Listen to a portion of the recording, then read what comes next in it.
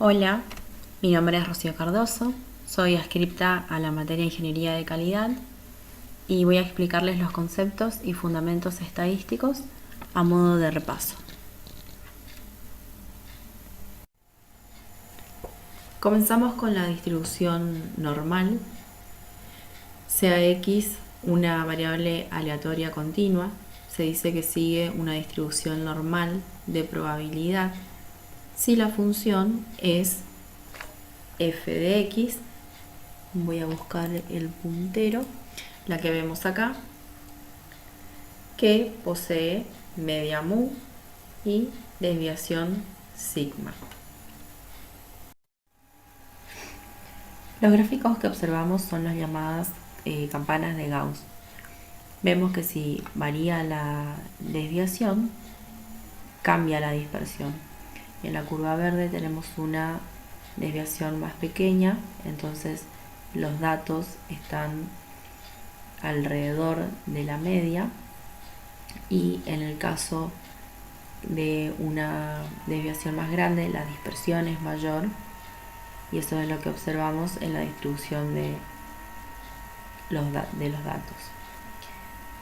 Y la media, en este caso, lo que nos da, en todos los casos, nos da la localización de la campana de Gauss.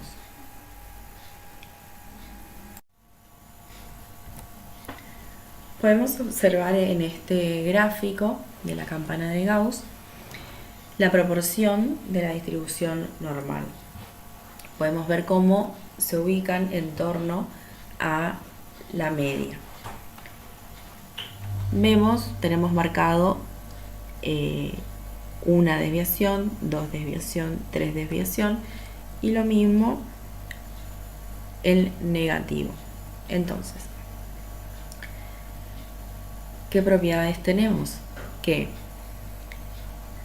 en torno a la media más menos una desviación estándar tenemos el 68,2% aproximadamente del área de la campana, y de la media más menos dos desviaciones estándar tenemos el 95% de los datos, y entre la media más 3 sigma y la media más menos 3 sigma tenemos casi todo el área bajo la curva. Por eso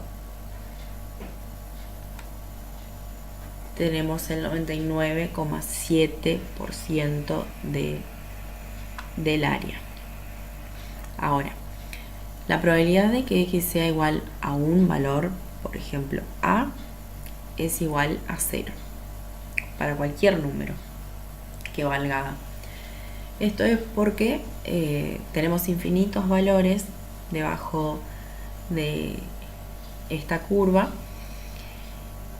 y la probabilidad de encontrar un valor es nula, porque 1 sobre los infinitos valores, 1 sobre infinito es igual a 0. Luego tenemos a la distribución binomial, que es una distribución discreta.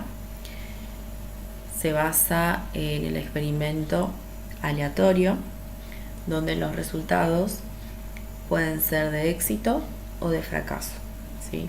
Hay dos resultados, es uno u otro. Está basado en el experimento de Bernoulli.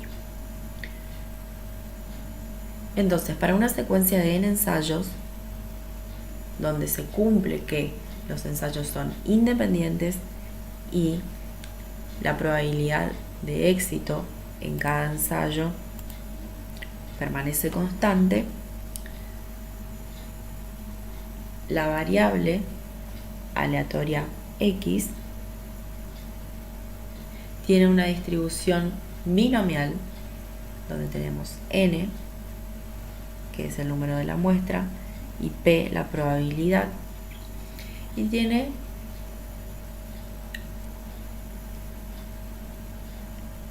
esta función. que vemos acá. El combinatorio de n y x, la probabilidad, 1 menos p, que algunos libros lo denominan con la letra Q, n, que es la muestra, el tamaño de la muestra, y x, que es la variable aleatoria. El combinatorio tiene esta expresión: el número de muestra factorial sobre la variable aleatoria factorial por la diferencia entre la muestra y la variable aleatoria, también factorial. Entonces, al encontrar este valor, lo sustituimos por esta expresión.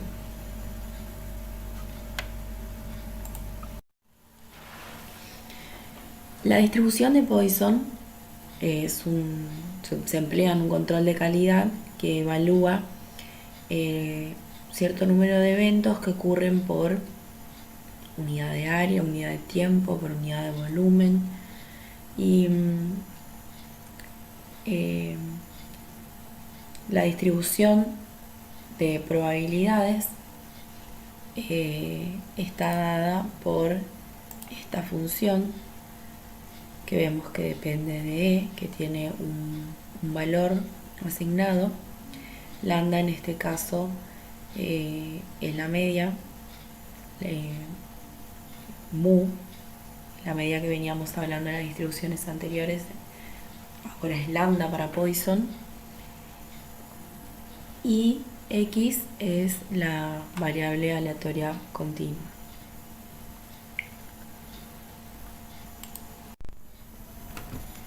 Vamos a ver una aplicación de la distribución normal en un ejemplo.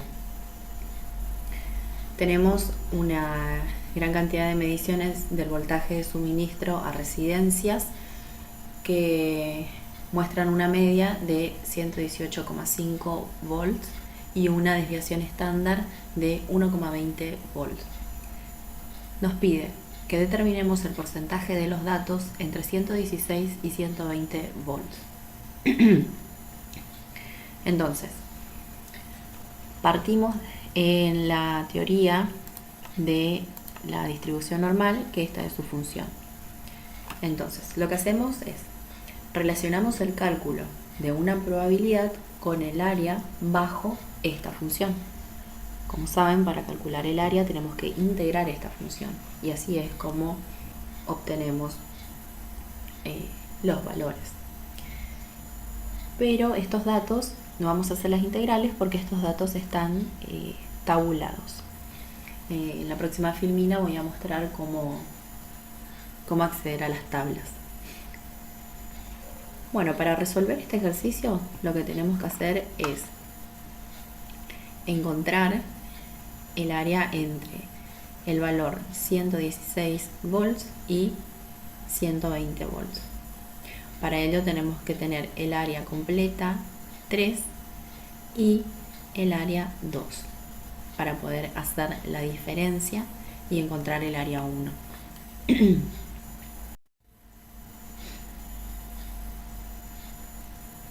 Podemos ver que lo obtuvimos de la tabla A, que está en el libro Westerfeld, donde encontramos, reemplazando en esta ecuación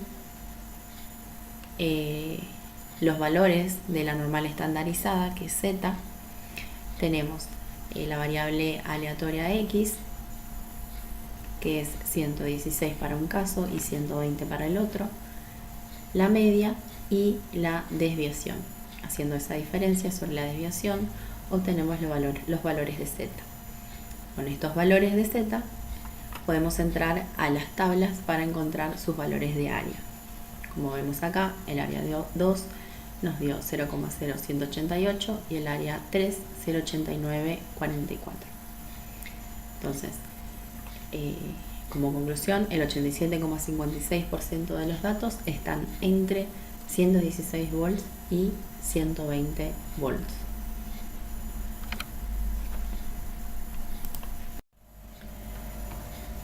Esta es la tabla A, donde tenemos acá el valor de Z.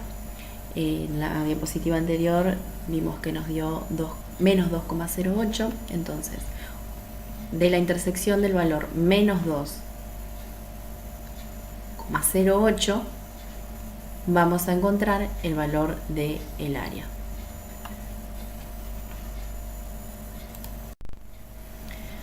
Vamos a ver la aplicación de la distribución binomial con un ejercicio.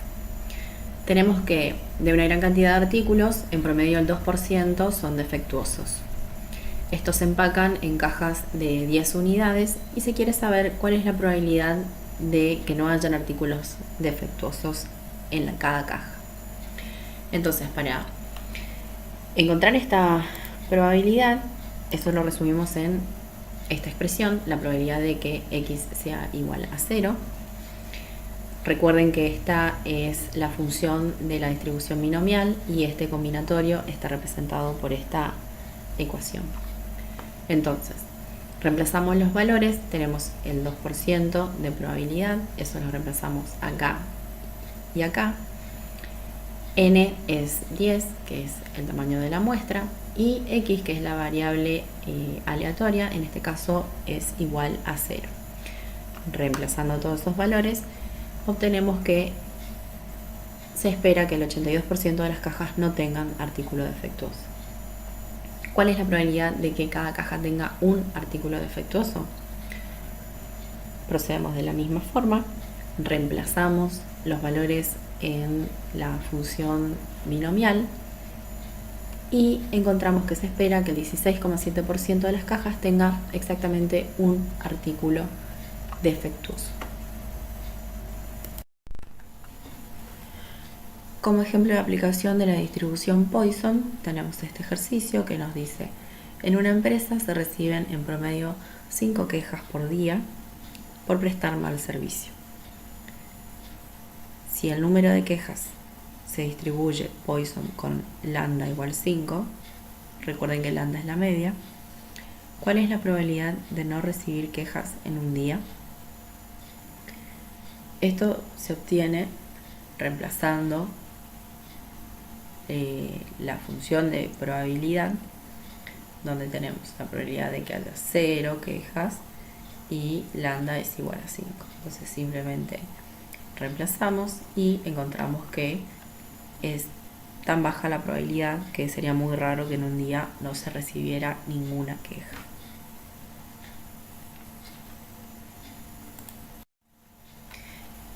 Y ahora vamos a repasar los fundamentos estadísticos que son necesarios para entender las técnicas de control de calidad. Y el primer paso es la recolección de datos.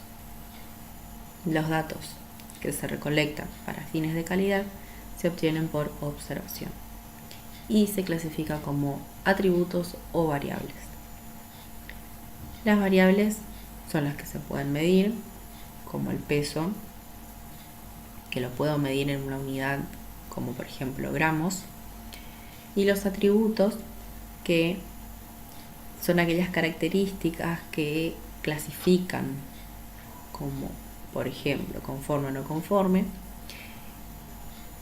como un calibrador, que puede ser pasa o no pasa, tenemos dos opciones y siempre tenemos una especificación para saber si es conforme o no conforme. Bueno, las variables pueden ser continuas, como vimos recién, puede ser el peso, que los podemos medir en gramos o en kilos, y las discretas son contables. Un ejemplo para entenderlo rápido son contabilizar los remaches no conformes. Pueden ser números como 157, pero no puedo decir 2,3 remaches no conformes, que en el caso de las variables continuas puedo tener 11,33 kilos. Y con respecto a los instrumentos puede pasar que tengan un error en la lectura. Podemos hablar de problemas de exactitud y de precisión. La precisión es cuando los resultados de las mediciones están próximas, pero que estén próximas no quieren decir que estén cercanas a la medición real. Y exactitud, en cambio, estima la concordancia entre esos resultados de la medición que se repiten, pero aparte que concuerden con el valor real. Y también muchas fallas que hay en las lecturas tienen que ver con la variación del redondeo. Recuerden que si el último dígito es 5 o más, el número se redondea hacia arriba. En este ejemplo podemos ver un caso de redondeo donde tenemos el valor 5,645 y 5,655, donde el valor que redondeamos es el 5,65. Tenemos la convención de puntos porque así lo emplea el libro, pero sería equivalente a nuestra coma decimal. La precisión es la diferencia entre estos dos valores. El máximo error posible es la precisión dividido 2 y el error relativo es el máximo error posible dividido el valor redondeado. Las cifras significativas es otro concepto importante y son importantes justamente porque permiten hacer más exactas las medidas. Podemos ver este ejemplo, 3,69 tiene 3 cifras significativas, el valor 22,0365 tiene 1, 2, 3, 4, 5, 6 cifras significativas y el valor 0,00270 tiene 3 cifras significativas. Cualquier dígito que es diferente de 0 es significativo. Los ceros ubicados entre dígitos, como por ejemplo este, son significativos. Y los ceros a la izquierda no son significativos, que sería este caso.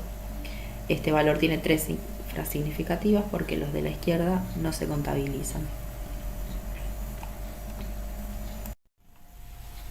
Una vez tomados los datos con exactitud, podemos pasar a la descripción de esos datos. Si tenemos muchos datos y no los graficamos o los analizamos de forma adecuada, pierde su utilidad. Una forma de analizar es mediante las técnicas gráficas, por ejemplo, la distribución de frecuencia, donde vemos cómo los puntos de datos se presentan en cada subdivisión, y las técnicas analíticas, por ejemplo, la medida de la tendencia central y una medida de la dispersión, que nos resumen los datos recabados. Bueno, en este caso vamos a ver un repaso rápido de la distribución de frecuencia, que seguro lo recuerdan. Si partimos de una serie de datos, en este caso son no conformes, errores de facturación, el primer paso es organizar estos datos. Entonces tenemos los no conformes que van desde 0 a 5 errores de facturación. De manera simple se contabiliza cuántos fueron por día, y a esa repetición la llamamos frecuencia. Entonces, con esta frecuencia hacemos la sumatoria, tenemos el valor de 52, y para el cálculo de la frecuencia relativa, cada uno de estos valores de frecuencia lo dividimos por el total. Para la frecuencia acumulada tenemos el primer valor más el segundo, estos dos valores más el tercero, y de esta forma vamos acumulando. Y la relativa acumulada es la frecuencia acumulada dividido el total. Entonces, graficando los valores, construimos el histograma de frecuencia, el de frecuencia relativa, que da con esta forma. El histograma de frecuencia acumulada. Entonces, por eso decíamos que en cada subdivisión podemos ver cómo se comportan esos datos. El histograma de frecuencia relativa acumulada. Podemos ver que hay más no conformes que conformes. Y para el caso de los datos agrupados, la mayor parte de los datos son continuos, no discretos, y se requieren agruparse. Para eso recurrimos a las clases, que tenemos ciertos límites. Para determinar el número de clase hay reglas, generalmente son de 5 a 9 clases cuando son menos de 100 observaciones. Si tenemos observaciones entre 100 y 500 datos serían, se recomienda de 8 a 17 clases. Si tenemos más de 500 datos, de 15 a 20 clases. Igualmente esto es súper flexible, siempre que sea necesario se puede ajustar. El rango es la diferencia entre el mayor valor observado y el menor. Sería todos los valores que entran en este rango, ¿sí? Este sería el mayor, este sería el menor. Y el punto medio de la clase es el que observamos en esta figura. Y el intervalo va entre un punto medio y otro punto medio, que se lo suele llamar el intervalo de clase, que es la regla de Sturgis. Esta distribución de frecuencia nos va a permitir tener una idea del valor central y la forma en que los datos están dispuestos alrededor del valor central. Entonces, por ejemplo, acá tenemos el peso de un eje de acero y cuál es la frecuencia. Vemos que la media está alrededor de este valor y hay menos frecuencia cuanto más nos alejamos de este valor medio. Las formas también están identificadas, pueden ser sesgada a la derecha, sesgada a la izquierda, bimodal, tiene dos modas. Son distintas formas que toman las distribuciones de frecuencia. Otro gráfico interesante es el diagrama de caja, que de forma rápida nos proporciona una visión de la distribución de los datos. Podemos comparar procesos, turnos, tratamientos, y funciona bien para una lectura inmediata. El largo del diagrama nos va a indicar la variación de los datos. La parte central nos va a indicar la tendencia central de los datos. Por eso también nos sirve para comparar procesos, turnos, lotes, en cuanto a su tendencia central. Comparar de manera visual la longitud de los brazos. Si uno es más largo que el otro, la distribución probablemente esté sesgada en la dirección del brazo más largo. La ubicación de la línea mediana también es la que parte la caja, ¿no? Si vemos que está más cerca de uno de los extremos, también es señal de un sesgo en los datos, como es en este caso. Y si el diagrama está basado en una cantidad de datos suficientes, como mínimo 10, por ejemplo, hay que mirar si hay datos que están por fuera de las barreras interiores, marcados como puntos. Cuanto más alejados están del brazo, probablemente sea un dato atípico, que sería como estos ejemplos, que son valores extremos. Cuando están más allá de las barreras exteriores, prácticamente se confirma que estos datos son atípicos. Y el diagrama de caja se pueden disponer en horizontales o verticales, según crean conveniente. Estas medidas son de uso común y representan a las medidas de tendencia central. Tenemos el promedio, que es la suma de las observaciones dividida la cantidad de observaciones. La mediana es el valor que divide a todos los elementos. Los valores tienen que estar ordenados y tiene la misma cantidad de elementos sobre ese valor y la misma cantidad por debajo. Y la moda es el valor que representa la máxima frecuencia. Una misma distribución de datos puede tener más de una moda. Acá vemos ejemplo. Nuevamente tenemos la mediana, la moda y la media o el promedio. Este caso está asimétrica hacia la izquierda, en este caso está asimétrica hacia la derecha. Luego, para el cálculo de las medidas de dispersión, que como su palabra lo indica, nos da una noción de qué tan dispersos están los datos a cada lado del valor central.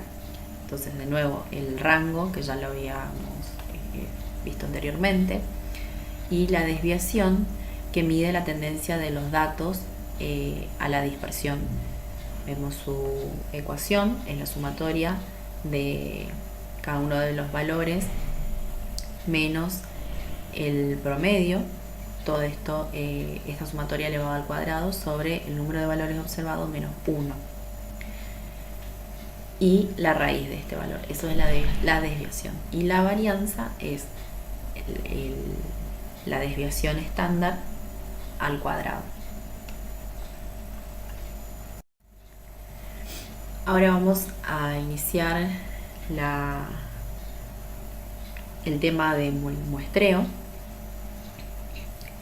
porque partimos de la base de que es imposible medir toda la población y por eso se selecciona una muestra por razones de costo. Cuando el producto que tenemos que evaluar se destruye durante el proceso de control, o cuando es peligroso, como por ejemplo la prueba de un medicamento nuevo. Y el muestreo de aceptación es el proceso de inspección de una muestra que se toma de un lote, y el propósito es aceptarlo si cumple con las especificaciones o rechazar todo el lote. Se selecciona el número de muestras de un lote. Vamos a tener un límite de aceptación, es decir, cuáles son las fallas, cuántas fallas voy a dejar pasar y cuántas digo que no, entonces rechazo el lote. Y en el caso de que tenga, más piezas defectuosas que las que establecí, rechazo el lote completo. Hay distintos tipos de muestreos. Pueden ser planes por variable, cuando cada unidad de la muestra se le mide una variable continua y con estos datos pasamos a calcular un estadístico, como los vimos antes. Pues hay planes por atributos, cuando los clasificamos como conforme o no conforme. y el número de no conformes va a ser nuestro parámetro para aceptar o rechazar un lote. El muestreo por atributos simple, se toma una muestra de n artículos y si el número de artículos defectuosos es menor o igual que cierto número C que definimos, el lote se acepta. Y el muestreo por atributos es doble cuando se pueden tomar hasta 2 muestras para decidir si un lote se acepta, y múltiple cuando se pueden extraer 2 o más muestras para aceptar o rechazar el lote. Y aquí, acá empezamos a jugar con las probabilidades, porque si tomo un solo artículo de un lote, ¿qué tan representativo es ese un artículo de un lote que tiene un tamaño considerable? ¿Cuánto es un tamaño considerable? ¿Por qué tomar 2 o por qué tomar más de 2? La formación del lote y la selección de la muestra debe ser homogénea. Hay que pensarlo de una forma que no complique, que la inspección no complique el proceso, y los lotes deben ser tan grandes como sean posibles, siempre y cuando no afecte demasiado a los costos. Por supuesto que no podría destruir muchos artículos de un lote, por ejemplo, y que tampoco me lleve demasiado tiempo, porque todo esto representa dinero. Bueno, la selección de la muestra. Una opción es el muestreo aleatorio simple, que es cuando los artículos los tomamos de manera que cada muestra tiene igual oportunidad de ser seleccionada. De los planes de muestreo podemos trazar la curva característica de operación.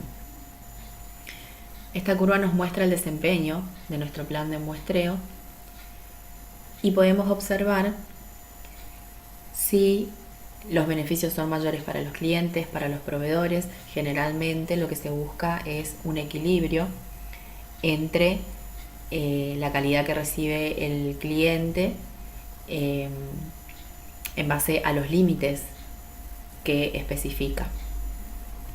Para entender esto, vamos a ver un ejemplo donde tenemos que en una fábrica se producen lotes de tamaño grande y se sabe que el 6% son defectuosos. Entonces, seleccionamos de manera aleatoria una muestra igual a 100 para realizar el control. Para calcular las probabilidades de aceptación, como vimos en la primera parte de las distribuciones, la distribución binomial se empleaba para los casos que teníamos 2 opciones, una opción de éxito y una de fracaso, que se ajusta a este caso porque tenemos la opción de aceptar el lote o rechazarlo.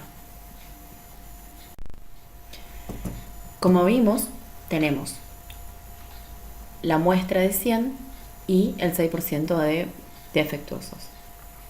Podríamos caer en el error de interpretar que cada lote que saquemos de 100 productos vamos a tener 6 artículos defectuosos. Pero en realidad esto es un error, porque podrían haber lotes que tengan menos de 6 defectos, pero también podrían haber lotes de 100 que tengan más de 6 defectos. Entonces, en esta parte es importante lo que va a recibir el cliente. Entonces, para hacer el cálculo de la probabilidad de extraer esta cantidad que tenemos acá, usamos la distribución binomial, donde n va a ser 100, la probabilidad va a ser 0,06 y x, que es lo que va variando, son la cantidad de artículos defectuosos. Podemos ver en esta tabla que la probabilidad de que en la muestra de 100 hayan 6 artículos defectuosos es del 16,6%. Es decir, que la mayor cantidad va a tener menos de 6 o más de 6 productos defectuosos.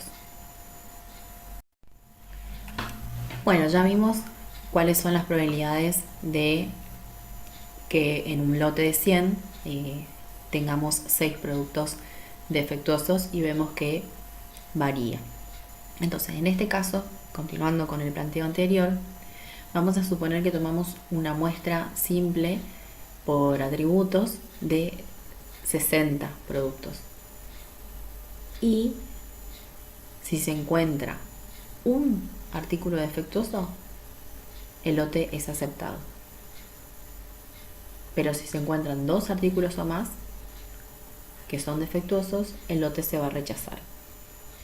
Entonces, vamos a trazar la curva siguiendo estas características.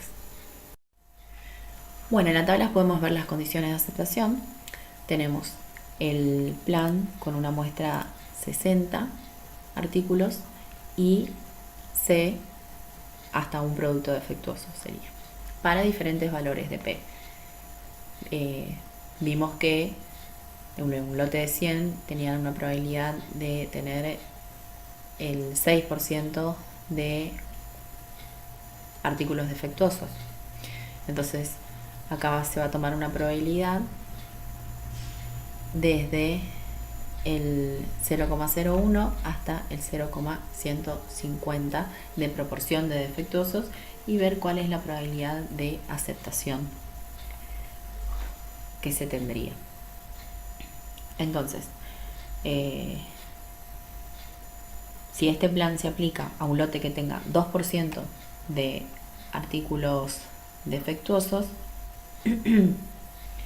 la probabilidad de aceptarlo es de 0,6619. En cambio, si el lote tiene un 10% de defectuosos, que sería este caso, la probabilidad de aceptarlo va a ser muy bajita, muy baja. Por lo que con este plan, un lote casi siempre va a ser rechazado. Esto también se calcula con siguiendo la distribución binomial. La curva de operación tiene un amplio rango de valores de probabilidad, porque no se sabe exactamente en la práctica cuál es la proporción de defectuosos de un lote. Entonces tenemos varias consideraciones y por eso generamos la curva. Para calcular estas probabilidades de aceptación, como dijimos, vamos a emplear la distribución binomial, y en específico para un plan que tiene N y C, la probabilidad de aceptación se tiene sumando todas las probabilidades 0, 1 hasta N, de acuerdo a los límites que uno especifique. En este caso, como la probabilidad como la aceptación de defectos es hasta 1, la probabilidad de aceptación va a ser igual a la probabilidad de 0 defectos y la probabilidad de que haya un artículo defectuoso, es decir, vamos a tener la probabilidad de 0 más la probabilidad de 1. Eso es lo que hay que calcular y sumar para cada uno de estos casos. Y el valor que va a ir variando serían estas probabilidades.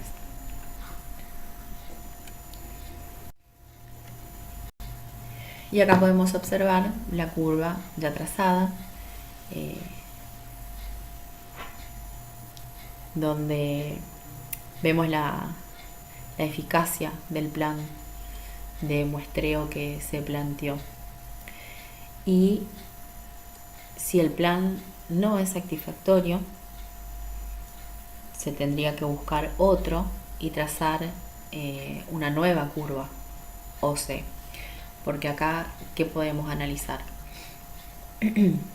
Probabilidad de aceptar y proporción de artículos defectuosos en el lote. Entonces, ¿cómo se lee?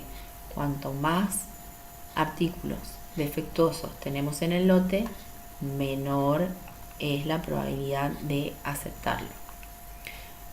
Si tenemos poca proporción, por ejemplo un valor por acá, de artículos defectuosos en el lote, vemos que la probabilidad de aceptarlo es alta, que sería lo que se busca. Entonces, acá podemos ver los casos de corrimiento de la curva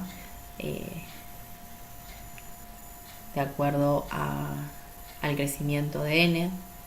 En vez de n igual a 60, tomamos 120 o tomamos 240. ¿Cómo es el desplazamiento de esa curva? ¿Qué pasa si se modifica a su vez proporcionalmente a medida que vamos aumentando la muestra, aceptar más de un producto defectuoso? Podemos ver que en este caso, al ser proporcionales, como es el corrimiento de la curva con respecto, por ejemplo, a este valor. Tenemos esta proporción de artículos defectuosos y esta probabilidad de aceptarlo. Para la misma cantidad de artículos defectuosos tenemos una menor probabilidad de aceptarla. Y para este último caso, que sería n240 y c igual a 4, tenemos mucho menos probabilidad de aceptarlo. Entonces, quizás esto no beneficia al productor, ¿sí? A la persona, al proveedor, a la persona que va a proveer los productos, pero sí beneficia mucho al cliente, porque probablemente sus estándares de rechazo sean muy altos, rechace muchos lotes. Entonces ahí es donde habría que evaluar que el beneficio sea para ambas partes. Bueno, algunos conceptos que se deben tener en cuenta para el diseño de un buen plan de muestreo es que hay dos intereses que se están mediando. El proveedor quiere que todos los lotes que cumplen con un nivel de calidad aceptable se aprueben. Y el cliente lo que quiere es que todos los lotes que no tienen un nivel de calidad aceptable se rechacen. Entonces, hay que prestar atención a los dos intereses y que el plan esté diseñado para aceptar lotes buenos, que tenga una alta probabilidad de aceptar lotes buenos y una baja probabilidad de aceptar lotes malos. Tenemos distintos conceptos dentro del diseño, como el nivel de calidad aceptable, donde se determina un máximo de productos defectuosos que el consumidor, que sería el cliente consumidor, considera aceptable en un lote. Ese valor se media con el proveedor. Tenemos el riesgo del productor, que es la probabilidad de rechazar lotes con un nivel de calidad aceptable. El nivel de calidad límite, que es el porcentaje de defectuosos en un lote que el consumidor considera no satisfactorio y que quiere que haya una alta probabilidad de rechazo. Y el riesgo del consumidor es la probabilidad de aceptar lotes con calidad igual al nivel de calidad límite. Entonces, para que quede claro, productor sería el proveedor, el que recibiría los productos si fueron rechazados, y el consumidor sería el cliente, ¿sí? El que quiere recibir los productos con la mayor calidad posible. Acá tenemos dos conceptos. Uno es la calidad promedio de salida, que es la proporción de productos con defectos a la entrada del lote por la probabilidad de aceptación. Se puede trazar la curva CPS, que es CPS en función de la probabilidad, y el valor máximo que toma ese gráfico representa al límite de la calidad promedio de salida, que es el segundo concepto. que nos representa la peor calidad promedio que resulta del programa de inspección. Cuando tenemos un programa de muestreo, de aceptación, que aplica muestreo de 100% a los lotes rechazados, es decir, tenemos un lote rechazado, entonces se analizan todos los productos que forman parte de ese lote. La calidad de salida es perfecta si no hay algún error de inspección, porque todas las unidades van a ser sustituidas por artículos buenos. Entonces, independientemente de si el lote es aceptado o rechazado, la calidad que llega al cliente tiende a ser mejor.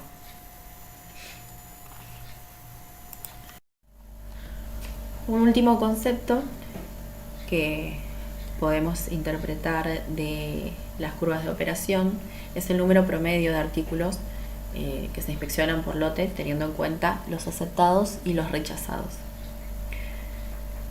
Las curvas de operación entonces nos aclaran cuál es el acuerdo, o sea, el riesgo que toma el cliente y el riesgo que toma el proveedor, y mediar esas partes. Estos gráficos lo pueden hacer con Excel o con StatGraphics, también se pueden hacer de forma manual.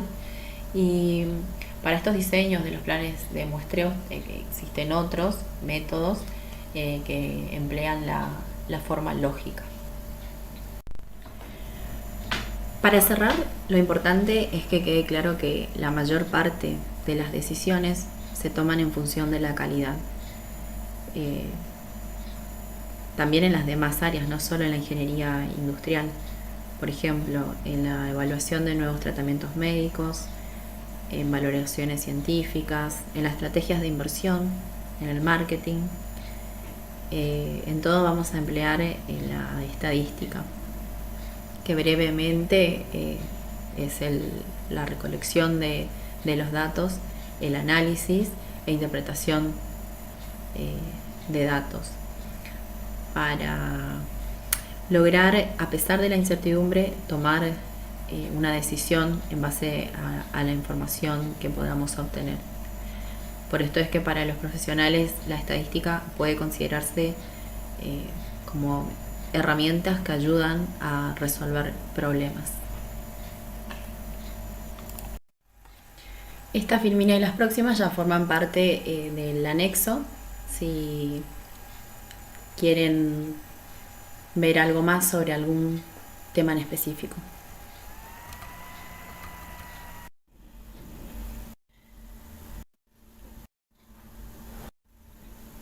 Hay otro ejemplo del diagrama de caja por si quieren profundizar. Y tienen una actividad áulica con 3 ejercicios propuestos. Y eso sería todo para la clase de repaso de los conceptos y fundamentos estadísticos.